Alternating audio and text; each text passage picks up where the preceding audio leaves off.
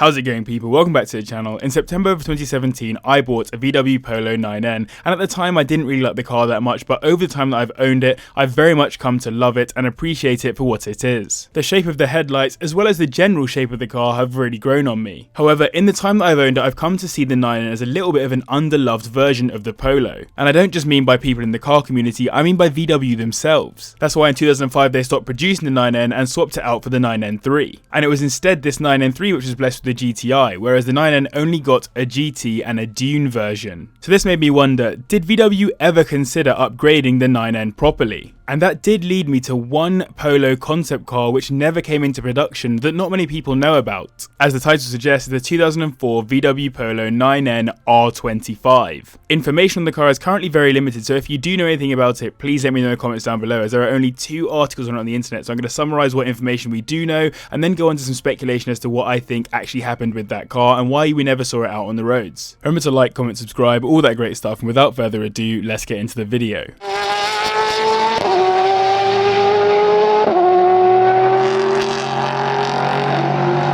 So in 2004, someone took a trip to the Automuseum VW in Wolfsburg, Germany. Tucked away in a little corner, they found this VW Polo 9N, but there was something different about it. It had a mesh front grille as well as inserts in the bumper, different bumpers front and rear, as well as wider wheel arches and wider sills. It also had the 17-inch BBS alloys off of the Polo Dune, not to mention the twin exit rear exhaust and the colour coding of the trim all around the car. Basically, it was almost, but not quite, entirely unlike any other 9N you'd have seen. The person who spotted the Polo asked what it was and was told it was shown to the VW bosses a week ago and they didn't like it and cancelled the idea of it there and then, obviously confirming the fact that this was never actually going to be on the roads. The museum staff went on to say that it was called the Polo R25 or potentially the R23 or even the R18. Though it would be logical to suggest that this was actually to denote the size of the engine, meaning a 2.5, a 2.3 or maybe the 1.8T that we know and love from VW, the car in Wolfsburg that day actually had a 1.4 litre engine in it apparently, as the whole thing was basically just a design study, seeing if they could make a car that was a baby brother to the R32 Golf. And though people on forums planned to go see the car was very quickly returned to Volkswagen's development centre in Wolfsburg and was never seen again outside of the company, or at least as far as I'm aware. So what is, in my opinion, the most beautiful Polo 9N from the VW factory, apologies Penny, disappeared into thin air just like that.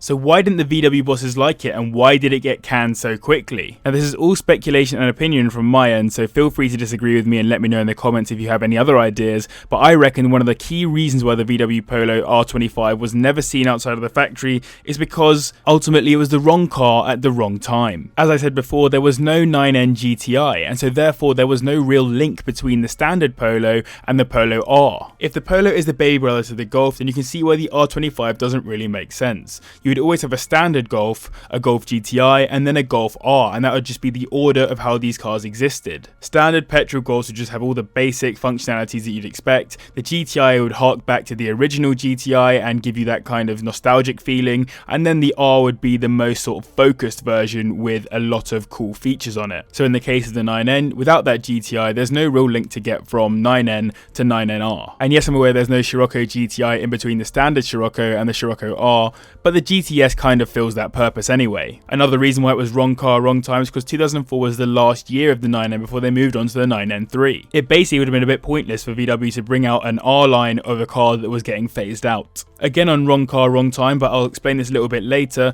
What engine would they have used? If it was a 2.5 litre one, which petrol engine would have gone into that car that was available at the time, or would they have had to do the research to build a new one? Either way, that seems like a lot of effort. And my final point is that I'm not sure there was really an appetite for it. The standard Mark IV Polo had sold okay, but not as well as some earlier Polos, and several customer satisfaction surveys by high-profile motoring magazines like Top Gear gave it a very low rating. So with this in mind, VW were very much focused on getting out the Mark IV facelift with the 9N3 rather than trying to beat a dead horse.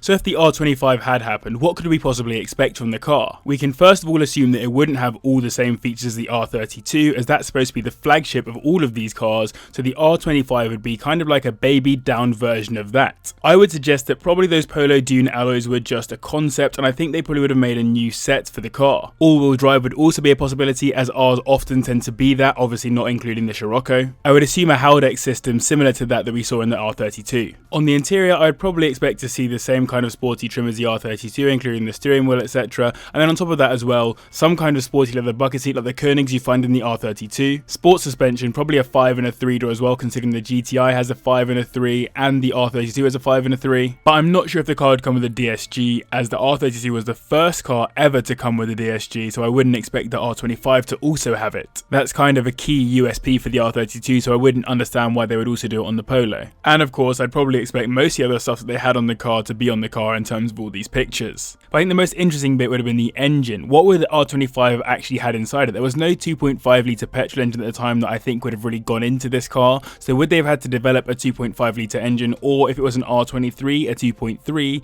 or would they have put the 1.8T into it if it was called the R18? I feel like the 1.8T is the obvious option, but also I'm a bit skeptical about the idea of that because I feel like that would have always been a GTI style engine. And if the people at Automuseum Volkswagen thought that this car was going to support the R25, I would expect it to have a 2.5 litre engine in it. Would it have been a smaller version of the 3.2 litre VR6 that we see in the R32? Quite possibly, but again we have no way of actually knowing. Basically, I don't think it would have been a 1.8T, I think it would have been a naturally aspirated engine of some description, and they would have probably gone for a 2.5 litre, considering that's what everyone knows it as.